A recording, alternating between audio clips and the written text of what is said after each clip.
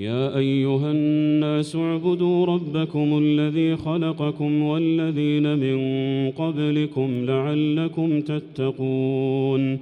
الذي جعل لكم الأرض فراشا والسماء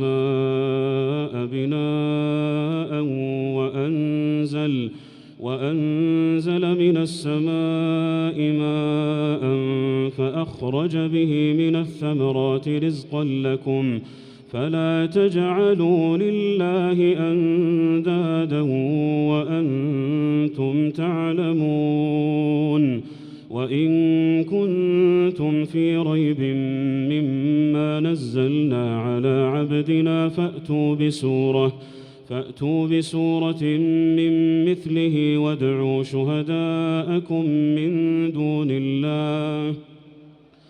وادعوا شهداءكم من دون الله إن كنتم صادقين